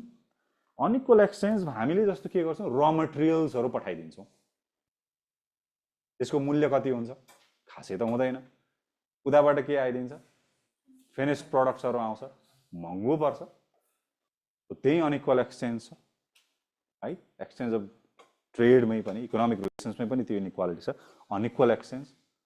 So the richer country gets richer because they are getting raw materials from us. Okay? And we get poorer and poorer. त्यहाँबाट आउने चिज अझ महँगोमा किन्नु पर्यो, right? यो जुन अन्तर्राष्ट्रिय सम्बन्ध छ, अन्तर्राष्ट्रिय सम्बन्धमा यो जुन अनइक्वल एक्सचेन्जको डायनामिक छ, that enriches the core and impoverishes the periphery. Right? Enriches the core and impoverishes the periphery. यो पोइन्ट चाहिँ यो ख्याल गर्नु होला. यो अनइक्वल एक्सचेन्ज भन्ने. Okay? यसको रिजल्ट भनेको results in continued under development, inequality and conflict in periphery. So inequality conflicts पेरिफेरीमा हुने, तपाईँ अफ्रिकाको कुरा गर्नुहोस् या अरू डेभलपिङ वर्ल्डको कुरा गर्नुहोस्, that is because of this unequal exchange. Focus on equal exchange. Core छ, पेरिफेरी छ. कोर भने यो हो, पेरिफेरी भने यो हो. Core gets richer at the expense of periphery. यो कारणले अनइक्वल एक्सचेन्ज. यति भएपछि भन्न सकिन्छ नि डिपेन्डेन्स थ्योरी भने. 5 मार्क्सको सर्ट नोटै लेख भन्यो भने पनि सकिन्छ कि. कोर पेरिफेरी, कोर भने यो, पेरिफेरी भने यो. Core gets richer at the expense of periphery because of unequal exchange. र त्यसको कारणले पेरिफेरीमा अरू समस्या पनि हुन्छन्. इम्पावरिसमेन्ट मात्रै होइन, कन्फ्लिक्ट पनि हुन्छ. त्यसरी कन्फ्लिक्ट पनि हुन्छ, inequality, so on and so forth. र यो सिचुएसन पर्पेचुएट गर्नु चाहिँ कोर कन्ट्रिजको इन्ट्रेस्टमा छ. So they perpetuate, they prolong the cycle of dependence. यसमा पापी छन् क्या कोरका मुलुकहरू चाहिँ, यो थियोरीले त्यति भन्छ. वर्ल्ड सिस्टम थियोरीले लगभग त्यसमा बिल्ड गर्छ, तर केही चिजमा फरक पनि छ. वर्ल्ड सिस्टम थियोरीमा world is divided into core, periphery र बीचमा यो semi periphery. There is core, there is periphery and there is semi periphery. So what does that mean? Core त्यही नै हो अहिलेको डेफिनेसन, पेरिफेरी त्यही नै हो. सेमाई पेरिफेरी चाहिँ यो बीचको डेभलपिङ कन्ट्रिजहरू, इकोनोमी इज इन ट्रान्जिसन भन्छ नि चाहिँ हामीले, होइन? अन्डर डेभलप्डबाट डेभलप्डतिर गइरहेको यो बीचको मुलुकहरू, राइट? Semi periphery. यो सेमाई पेरिफेरी चाहिँ कोर मुलुकसँगको इन्टरेक्सनमा they are also like peripheries, तर पेरिफेरीको सँगको सम्बन्धमा चाहिँ they act more like cores. यसको डुअल क्यारेक्टरिस्टिक्स छ कि. हाम्रा केही छिमेकीकै उदाहरण दिएर हेर्न सक्नुहुन्छ तपाईँले, होइन? हाम्रै छिमेकीहरूको त्यो डुअल क्यारेक्टरिस्टिक्स हुन्छ. सेमाई पेरिफेरीको चाहिँ यो बीचमा सेमाई पेरिफेरी इन्ट्रोड्युस हुन्छ. र वर्ल्ड सिस्टमले एनालाइज गर्दाखेरि चाहिँ समग्र वर्ल्डलाई नै हेर्छ रादर देन वान स्टेट. एउटा स्टेटको foreign policy according to world system theory भन्ने हुँदैन. Explain the contemporary world according to world system theory चाहिँ हुन्छ, त्यहाँनिर फिट गर्छ. कन्टेम्पोरेरी वर्ल्डलाई नै एक्सप्लेन गर्दाखेरि चाहिँ वर्ल्ड सिस्टम थियोरीले केही इन्साइटफुल कुराहरू भन्छ. नेपालको फरेन पोलिसी अकर्डिङ टु यो भन्ने कुरा चाहिँ अलिक कम भन्छ. भन्नु नै पर्यो भने तपाईँले नेपालको अन्डर डेभलपमेन्टका कारणहरू बताउने हो, नेपालको समस्याका अन्डर डेभलपमेन्टका कारणहरू बताउने हो, यो थियोरी युज गरेर बताउने हो भने त्यसरी गर्नु होला. ओके, डिपेन्डेन्सी थियोरीले फोकस केमा गरेको थियो? The factor was unequal exchange. यसमा चाहिँ सरप्लस भ्याल्यु, पेरिफेरीमा सरप्लस लेबर होला. नेपालकै उदाहरण दिनुहोस् न, सरप्लस नेचुरल रिसोर्सेस होला. हो त्यो सरप्लस चाहिँ कोरले लिइदिन्छ, इभन सेमाई पेरिफेरीले पनि लिइदिन सक्छ, है? अनइक्वल एक्सचेन्ज होइन, त्यहाँको यसै पनि खेर जाने चिज लिइरह हो. यो थियोरीको लजिक चाहिँ त्यो हो कि यसै पनि जाने चिज, यसै पनि खेर जाने चिज चाहिँ त्यो सरप्लस लिइरह हो. अनलाइक द डिपेन्डेन्सी थियोरी, को countries they do not exploit. यसमा इनहेरेन्टली पापी नै हुन्छन् भने होइन, इनहेरेन्टली यो त्यो डिपेन्डेन्सीको साइकल पर्पेचुएट गर्छन् भने पनि होइन. कोर यहाँ पनि छ, पेरिफेरी यहाँ पनि छ, बीचमा सेमाई पेरिफेरी भनेर छ एउटा. Core and they absorb surplus value, but both of the theories they are applicable in explaining the backwardness of LDCs, backwardness of underdeveloped countries. Okay, यो बुझ्नु भने एउटा पोइन्टसम्म दुईटैमा सिमिलरिटी छ. Core periphery, core gets richer at the expense of periphery, त्यो हो. World system थियोरीमा you introduce a third thing in between which is semi periphery. एक्जाम्पलहरू जुन हामीले राइजिङ इकोनोमिजहरूको एक्जाम्पल दिन सक्छौँ, होइन? ब्रिक्स कन्ट्रिजहरू अझ छिटो भन्दाखेरि, होइन? ब्रिक्सका अधिकांश कन्ट्रिजहरू, रसियालाई छोडेर हेरौँ त्यसमा, they are more like semi periphery. र यसमा द अन्डरलाइङ फ्याक्टर भनेको चाहिँ अनइक्वल एक्सचेन्ज होइन. दोस्रो केसमा, पहिलो केसमा अनइक्वल एक्सचेन्ज थियो, पापी नै थिए, They perpetuate the cycle of dependency. That is what dependency theory says. पापी नै थियो त्यसमा चाहिँ पापी नै होइन, उद्धार पो गरे हो कि, समाज सेवा भन्छ नि, सरप्लस चाहिँ एब्जर्ब गरिरहेछ कोरले भन्ने यो थ्योरीले भन्छ। सरप्लस चाहिँ नत्र यसै पनि त्यो खेर जाने रिसोर्सेस थियो, अझ प्रब्लम हुन सक्थ्यो, त्यो सरप्लसलाई एब्जर्ब गरिरहेछ भन्छ। But either way, they propose that poverty and backwardness of poor countries are caused by their peripheral position. मार्जिनमा आउनु। यति हेरिसकेपछि तपाईँले आइआरमा मार्क्सिजम पढ्नुपर्ने। अब ग्राम्स्कीले के भन्छ, डेरिडाले के भन्छ त्यतातिर नजाने है, यति हेर्ने। अनि by the way, there is a good news and there is a bad news. हामीले इन्टरनेसनल लमा कतिवटा क्लास गऱ्यौँ? 3वटा 4वटा गऱ्यौँ। इन्टरनेसनल लमा 3टा गऱ्यौँ। इन्टरनेसनल लमा 3टा गऱ्यौँ भनेको टोटल रिकग्निसनसम्म पुग्दा। थ्योरिजमा आज दोस्रो हो। थ्योरिजमा भोलि एउटा गर्छौँ। यो सबैबाट आउने भनेको 10 मार्क्स हो, either from there or from there. अब यसको लागि तपाईँको धेरै ब्यान्डविथ खेर नफाल्नु होला। It's good to be interested, तर तपाईँले आफूलाई अलिकति प्र्याक्टिकल पनि राख्नु पऱ्यो नि। हामीले यो सबै 6वटा क्लासबाट आउने भनेको तपाईँले टोटलमा 10 मार्क्स हो। यसलाई पुच्छारमा राख्दै अब त्यति बेलासम्म तपाईँहरूको एनर्जी हराउँथ्यो होइन, एनर्जी हराउँथ्यो। 10 मार्क्सको लागि म यो इग्नोर गर्छु भन्ने पनि हुनसक्थ्यो। अब अहिले हामीले कभर गऱ्यौँ। पछि चाहिँ तपाईँलाई जब एनर्जी डाउन हुन्छ नि त्यति बेला यो त आउन सक्छ, 10 मार्क्समै आउँछ, आज पढाए एक दिनको क्लासबाट 10 मार्क्समै आउनुपर्छ भन्ने चाहिँ पछि आउँछ। ओके, यति मार्क्सिजम त्यो फ्रेमिङ भयो नि। की प्रपोजिसन्स के हो, अहिलेको मेजर स्ट्रान्डमध्ये हामीलाई एप्लिकेबल स्ट्रान्ड्सहरू के हुन्? 2वटा। Strengths of the theory,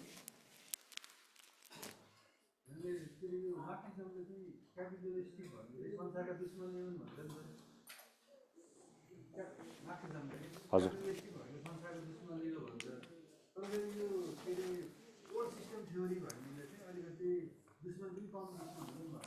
so मार्क्सिजमभित्रको इन्ट्रा थियोरिटिकल डिबेट हो क्या त्यो मार्क्सिजम भन्ने बित्तिकै it's not a monolithic presumption, talk neatly prescribe चिजहरू छैन। सोसल साइन्समा स्पेसली त्यही हुन्छ। इभन फिजिक्सले के भन्छ भन्दै गर्दा what is the difference between physics and quantum physics भने जस्तै भइदिन्छ क्या त्यो कुरा चाहिँ होइन। What is the difference between physics and quantum physics? कि त तपाईँ Newtonian physics and quantum physics भनेर दाँच्नु पर्यो होइन, त्यसरी जानु पर्यो। तर त्यो प्यारेन्ट थियोरीसँग त्यसलाई दाँच्दाखेरि चाहिँ त्यहाँको सर्टेन कम्प्लिकेसन्सहरू त्यसले क्रिएट गर्छ। के गर्नुहोस् भने एउटा थियोरीभित्र इन्ट्रा थियोरिटिकल डिबेट हुन्छ, that is normal. Strengths of theories and weaknesses of theories, mainly जुन अनइक्वल स्ट्रक्चर छ वर्ल्ड अर्डरको, एक्सप्लोइटेटिभ वर्ल्ड अर्डरको स्ट्रक्चर छ, त्यो बारेमा it raises the fundamental issues. एउटा स्ट्रेन्थ त्यो हो। It also reveals the hidden sources of power, which is cultural hegemony and economic dominance. केही मुलुकहरूको कल्चरल हेगेमनी, कल्चरमा पनि वर्चस्व, यो वर्चस्व भन्छ नि त्यो हेगेमनी हैन। यो एउटा आफैमा थ्योरी। अघि हामीले फङ्सनलिजमलाई चाहिँ अपरेटिभ फिलोसफी भनेको थियो भने यसमा चाहिँ त्यो इमान्सिपेसन, मुक्ति भन्छ नि नेपालीमा, त्यो इमान्सिपेटरी एन्ड ट्रान्सफर्मेटिभ थ्योरी। जस्तो the job of the philosopher, the task of the philosopher is not just to explain the world, not just to understand the world, but to transform it. This comes from Marx. The transformative and emancipatory, and the key goal is to make the world more equitable, harmonious, and less exploitative. Theoretical proposition ta त्यही नै हो। And it also challenges statism, state-centric. यसले अरू other actors भन्यो नि, so it also challenges statism. State के हो भन्ने कन्सेप्सनमै यसले हिट गर्यो। स्टेट भनेकै रुलिङ क्लासको टुल हो भनिदिन्छ। स्टेट मात्रै एक्टर्सहरू होइनन्, अरू क्यापिटलिस्ट इन्स्टिट्युसन्सहरू, एमएनसीजहरू ती पनि हेर्नुपर्छ भन्छ। अब विकनेसेस चाहिँ यो मार्क्सिजमको ट्रोपले, मार्क्सिजमको थ्योरीले सबभन्दा इग्नोर गर्ने भने चाहिँ ह्युमन साइकोलोजी। सबभन्दा in general, not just in IR, human psychology. Human साइकोलोजीमा चाहिँ त्यो एउटा पोसेसनको एलिमेन्ट हुन्छ, बिलोङ्गिङनेसको एलिमेन्ट हुन्छ, एन्ड त्यो ट्र्यापबाट उम्किन गाह्रो छ।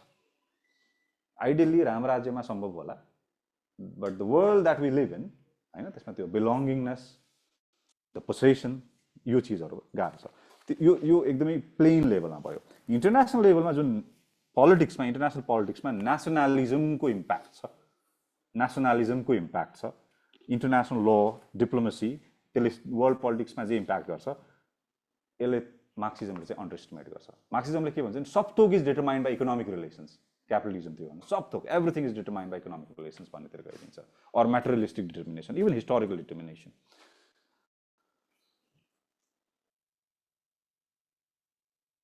एउटा यो भयो यो अरू चिजहरूको अरू भ्यारिएबल्स अरू हामीले जुन डिटर्मिनेन्ट्स भन्छौँ नि त्यसलाई यसले कम्प्लिटली इग्नोर गरिदिन्छ कि जबकि इन्टरनेसनल पोलिटिक्स भनेको त इकोनोमिक रिलेसन्सले मात्र डिटर्माइन गर्दैन नि इन्टरनेसनल लको पनि रोल होला डिप्लोमेसी जुन पिसफुल कन्फ्लिक्ट रेजोल्युसन डिप्लोमेसी भनेकै पिसफुल कन्फ्लिक्ट रेजोल्युसन हो होइन तपाईँ एकदमै अर्थोडक्स मार्क्सिस्ट लेन्सले तपाईँ डिप्लोमेट हुनै सक्नुहुन्न किनकि रेभोल्युसन भन्छ अनि डिप्लोमेसी भने त सबै कम्प्रोमाइज हो त गद्दार भइगयो नि प्राइमा फेसी होइन डिप्लोमेसी भनेको कम्प्रोमाइज नै हो you find the middle way compromise भनेको सरेन्डर भन्ने होइन you find the middle way right so prima facie त त्यही गद्दार भइगयो सो अर्थोडक्स मार्क्सिस्ट लेन्सले डिप्लोमेट हुन गाह्रो छ एकदमै प्र्याक्टिकल इम्प्लिकेसनको कुरा गरेँ मैले र यसमा केही चाहिँ युटोपियन अन्डरटोन्स छ युटोपियन अन्डरटोन त्यो राम राज्यको परिकल्पना भन्छौँ हामीले त्यसलाई there are also naive assumption about the inevitable triumph of international proletarianism सर्वहाराको वर्चस्व हुन्छ भन्ने जुन छ त्यो चाहिँ देखिएको छैन अहिलेसम्म त्यो देखिएको छैन right and also the revolutionary theory of यसको पछि पनि छ यो लिमिटेसन्समा अलिक पछि अलिक सिम्पलर ल्याङ्ग्वेजमा अलिक तल पनि छ अब अहिलेको कन्टेम्पोरेरी वर्ल्ड गर्नलाई एक्सप्लेन गर्नलाई हो भन्न सकिन्छ हाइपोथेटिकली भन्न सकिन्छ युटोपिया कसको बुक हो यो युटोपिया भन्ने एउटा छ नि यो लिटरेचरमा थमस मोर हो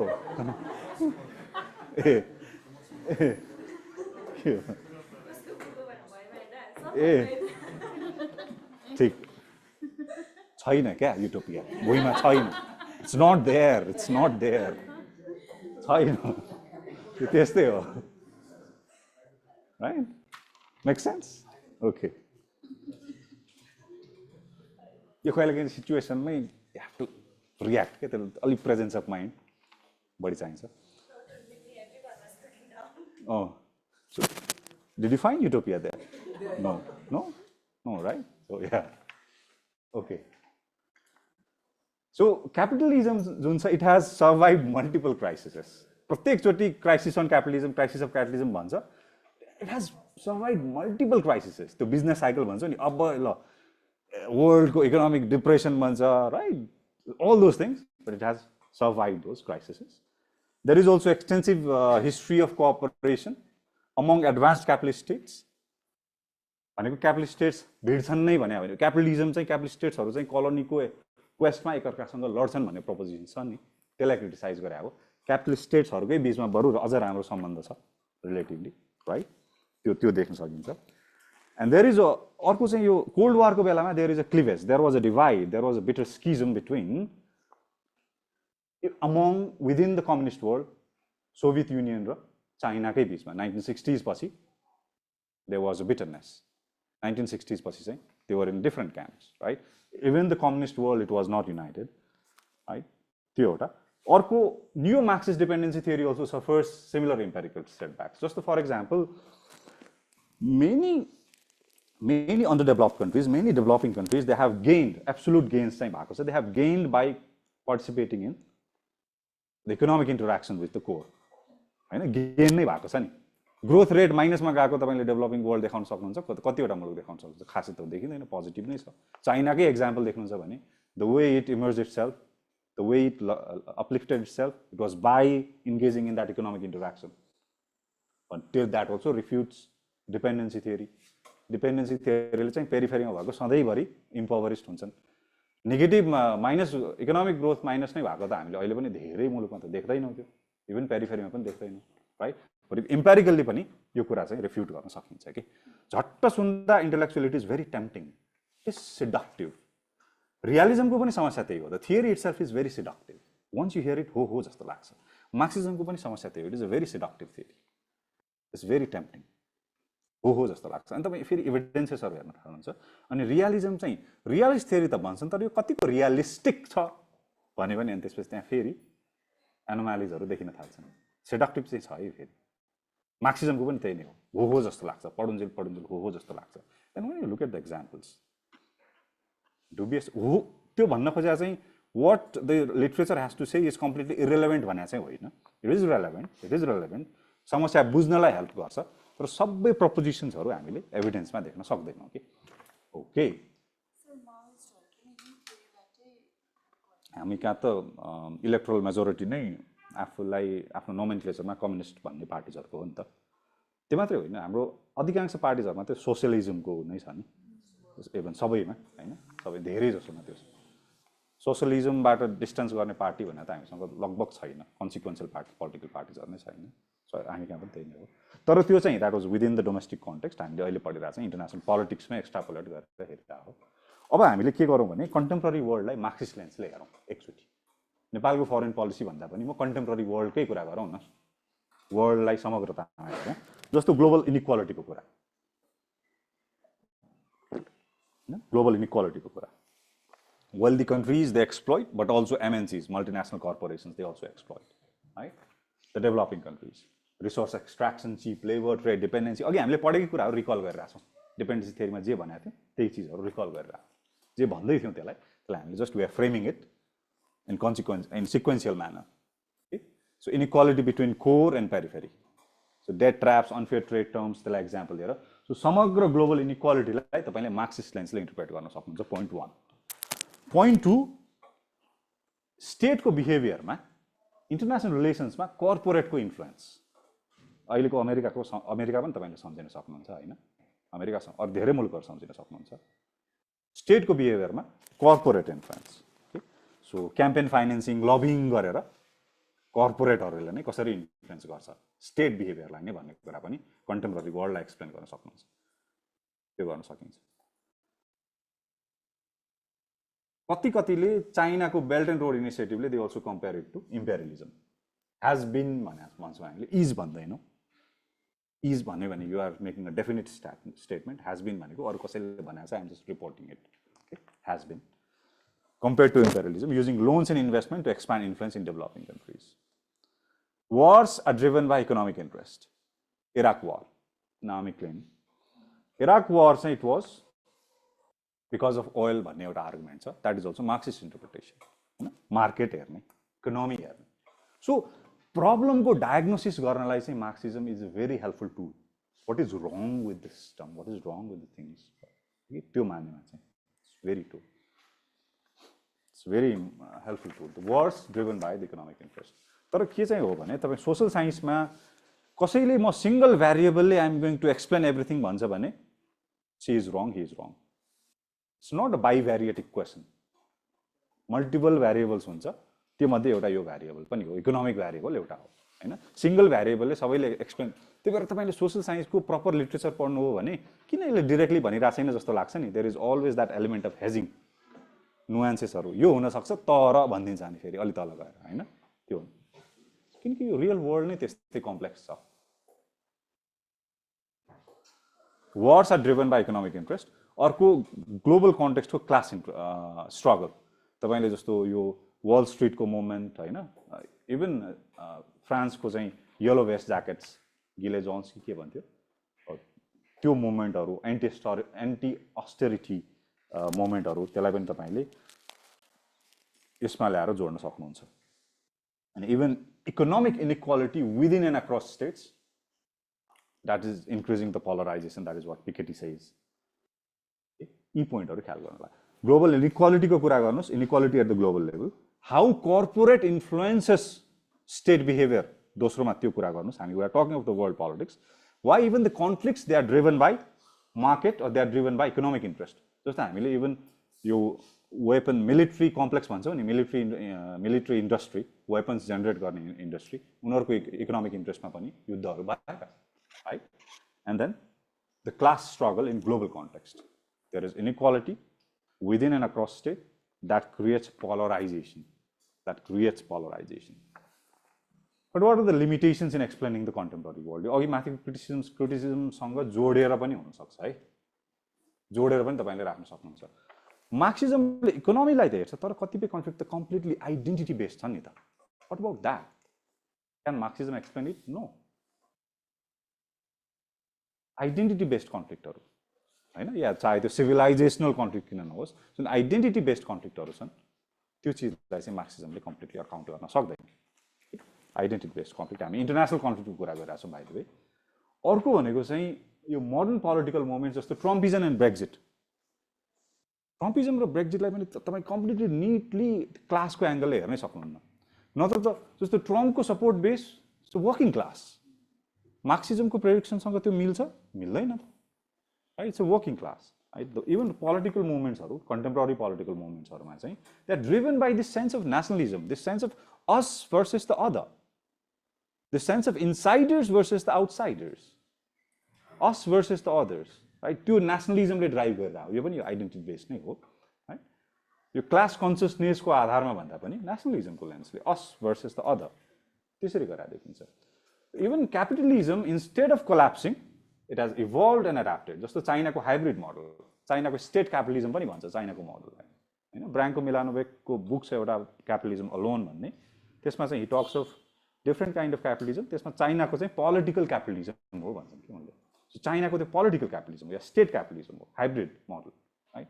so completely China is a communist state, has a communist arrangement of production manufacturing भन्न सक्छौँ हामीले? सक्दैनौँ। So even capitalism it has adapted collapse हुनुको सट्टा। And with the rise of powers like this China India, the simple core periphery model, यो त हामीले उसमै world system थ्योरीमा पनि भनिहाल्यौँ, होइन?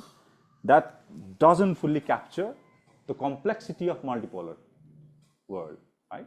ओके, सक्नै लाग्यो अब 2 मिनट। र अन्तिमको पोइन्ट भनेको चाहिँ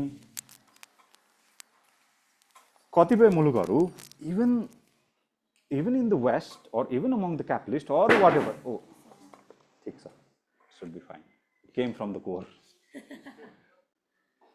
Okay, no,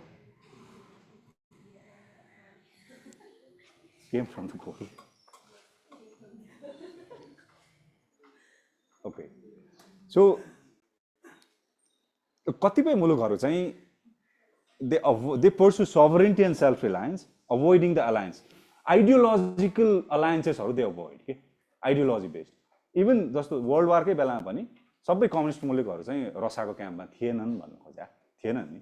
अहिले पनि त्यो आइडियोलोजिकल अलाइनमेन्ट भन्दा पनि self reliance, how do you rely on yourself and what you protect sovereignty. जुन मार्क्सिस्ट डाइकोटोमी छ द्याट बिकम्स ब्लड हियर।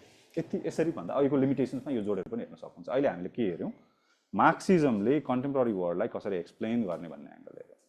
मार्क्सिजमले नेपालको कन्टेम्पोरेरी फरेन पोलिसी एज सचलाई एक्सप्लेन गर्न सक्दैन, तर नेपालको फरेन रिलेसन्सलाई चाहिँ एक्सप्लेन गर्न सक्छ। इन्टरनेसनल अफेयर्स छ नि नेपालको, त्यसलाई चाहिँ एक्सप्लेन गर्न सक्छ। त्यसमा मैले यहाँ नोटमा राखेको छैन, म 1-2टा तपाईँहरूलाई पोइन्टर्स मात्रै भन्छु। जस्तो नेपालको हामीले ह्युज ट्रेड डेफिसिटको कुरा गर्छौँ, त्यसको एक्सप्लेनेसन कोर पेरिफेरीको लेन्सबाट तपाईँले भन्न सक्नुहुन्छ, डिपेन्डेन्सी थ्योरीको लेन्सबाट भन्न सक्नुहुन्छ, ह्युज ट्रेड डेफिसिटको कुराहरू त्यहाँबाट ल्याउन सक्नुहुन्छ, राइट?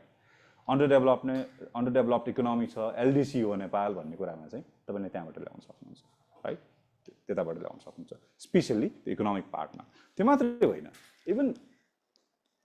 इभन पोलिटिकल म्याटर्समा या पोलिटिकल कोअपरेसन्समा सबभन्दा हामीलाई पटक पटक काँडो हुने चिजहरू भनेको चाहिँ के हो भने इकोनोमिक ग्रान्ट, इन्भेस्टमेन्ट, चर्चाको विषय भनेकै होइन, चर्चाको विषय हुने भनेकै। So that the discussions or the contentious issues in Nepal's foreign affairs भन्छु म, पोलिसी भन्दिनँ। In foreign affairs, the contentious issues in Nepal's foreign affairs, they are mainly related with economic domains, such as भनिदिनुहोस् MCC को example ल्याइदिनुहोस्, त्यसमा ग्रान्टको इन्भेस्टमेन्टको कुराहरू ल्याइदिनुहोस्, BRI को कुरा ल्याइदिनुहोस् उदाहरणको लागि चाहिँ, हैन? तपाईले अझ अर्को दिन मिल्ने उदाहरण भनेको चाहिँ नेपाल र भारत बीचको एनर्जी ट्रेडको डाइनामिक्समा पनि तपाईले कोर र पेरिफेरीको लेन्स, नेपाल र भारत बीचको वाटर रिसोर्सेसको बाँडफाँडमा कोर पेरिफेरीको डाइनामिक्सले हेर्न सक्नुहुन्छ। चाहे त्यो अनइक्वल एक्सचेन्ज होस्, अर्को चाहिँ सरप्लसवाला पनि हुनसक्छ।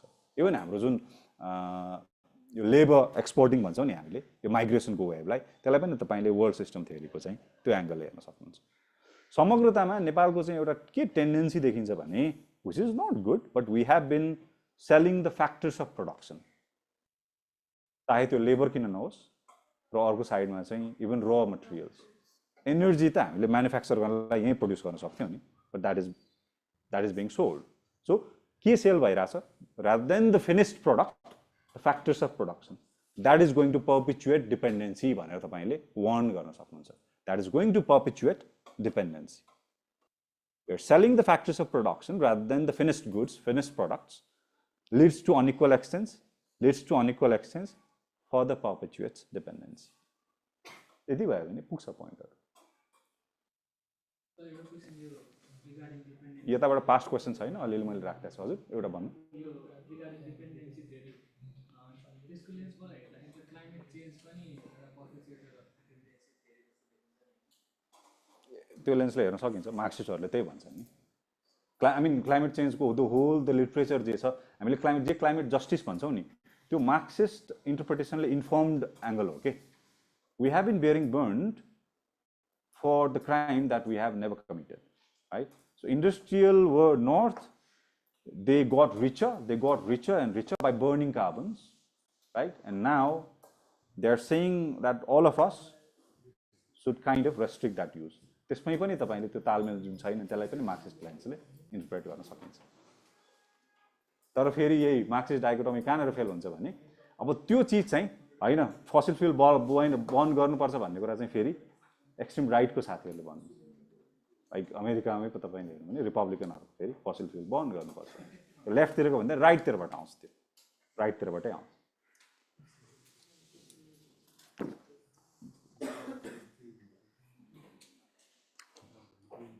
यसमा चाहिँ पुरानो क्वेशन छैन है,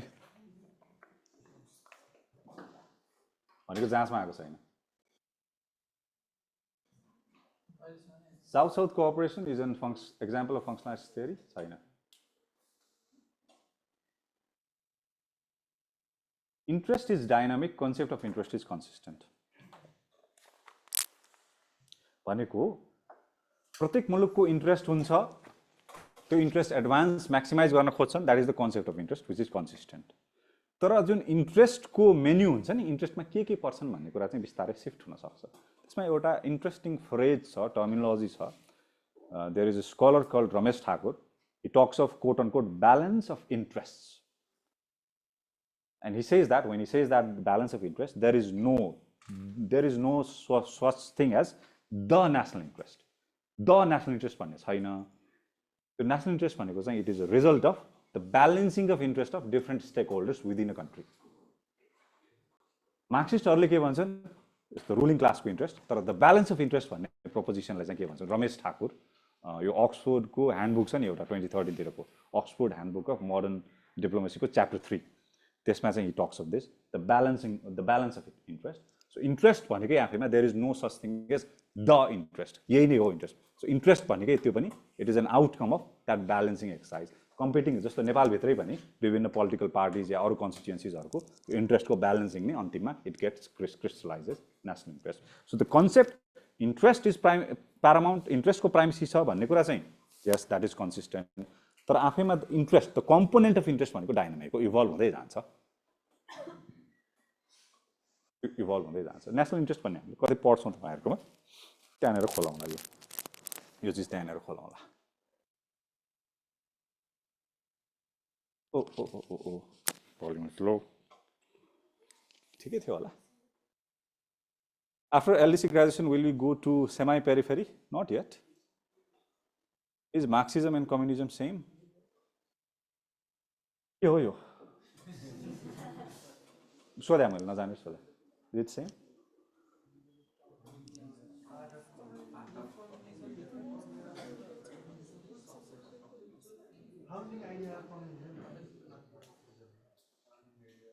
खोज्नु है तपाईँहरूले. कहिले काहीँ जाँचको तयारी गर्दा गर्दै अल्छी लाग्यो भने यो क्वेसन्सहरू खोज्दा हुन्छ. यस्तो छ, यसलाई बोथ वे आर्ग्यु गर्न सकिन्छ. मार्क्सिजम चाहिँ जुन बडी अफ फिलोसफी हो नि, त्यो बडी अफ फिलोसफीको केन्द्रबिन्दुमा एन्ड गोल भनेको चाहिँ कम्युनिजम नै हो, त्यो बडी अफ फिलोसफीको एन्ड गोल. ओके, तर मार्क्सिजम चाहिँ आफैमा यसले धेरै चिज एक्सप्लेन गर्छ कि. कम्युनिजम भनेको चाहिँ style of governance. Communism is a style of governance. Okay, it is an end goal of Marxist philosophy, it is a style of governance. Marxism भनेको चाहिँ यो एकाडेमियाको फिल्ड हो, त्यति फरक. र त्यो कम्युनिजमको स्टाइल अफ गभर्नेन्समा चाहिँ मार्क्सले भने बाहेक अरू भन्ने मान्छेहरू पनि प्रशस्तै छन्. Okay, style of governance. Okay यो क्वेसन्सहरू हेर्नुहोस् है अनि भोलि तपाईँहरूको एउटा मक टेस्ट छ मैले क्वेसन्सहरू उहाँहरूलाई पठाइदिएको छु ट्राई गर्नुहोस् हात बस्छ चेक चाहिँ म गर्दिनँ चेक अरूहरूले गर्नु म भ्याउँदिनँ क्वेसन चाहिँ मैले सेयर गराएको छु हजुर यसले गर्नु थाहा छैन म चाहिँ गर्दिनँ म भन्छु तपाईँहरूको मैले तपाईँहरूलाई पढाइसकेपछि चाहिँ म चाहिँ अहिले गएर आई कान्ट डु होइन जो चाहिँ पहिलेदेखि रहँदा साथीहरू उहाँहरूलाई हेल्प गरेँ जसले भर्खर सुरु गरिदिनु हुन्छ it's not me I don't advise चढिसक्नु भएको छ म आफूले चेक गर्ने गरी म दुईचोटि चेक गर्छु सबैको त्यसपछि चाहिँ म गर्दिनँ दुईचोटि चेक गर्छु भनेको तपाईँको चिज पाँचौँचोटि देखाउनु आई डन्ट होइन चाहिँदैन कि प्र्याक्टिकल रिजनले गर्दा त्यो माथि अरू अर्को चिज के पनि म के पनि भन्छु म त्यस्तै दिनुपर्छ टाइम म्यानेजमेन्टलाई हेल्प हुन्छ धेरै दिने चाहिँ होइन 5-6वटा टेस्ट त्योभन्दा बढी दिन्छ म आइडियल चाहिँ 2 भन्छु पहिलो बेन्चमार्क हाल्नलाई फिडब्याक काम गरेर अझ कसैमा चाहिँ इम्प्रुभ भयो कि भएन दुईटाले हेल्प गर्छ त्यसको चौथो पाँचमा जाँदा के हुन्छ भने त्यसै माइ मेथड भन्छ सबैको मेथड अलग अलग हुनसक्छ रस हुन्छ नि त्यो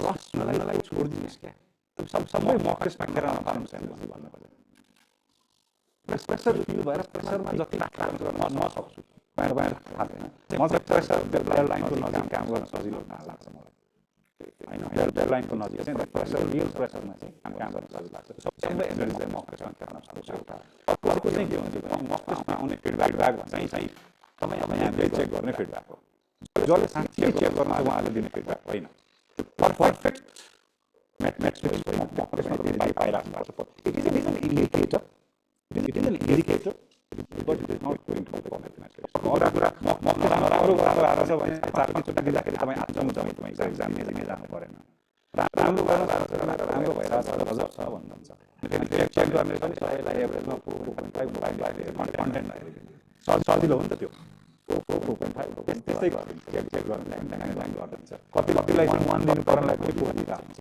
त्यसले तपाईँलाई चाहिँ अलि बढी आफूलाई गरिन्छ त्यही भएर मक टेस्टको result is not a metric of your success mock test help गर्ने भने टाइम म्यानेजमेन्टलाई मात्रै हो अरू सबै कुरा अरू भयो बाई एक्सिडेन्ट अरू भयो बाई एक्सिडेन्ट यो क्वेसन हेर्नु होला घरमा प्र्याक्टिस गर्नु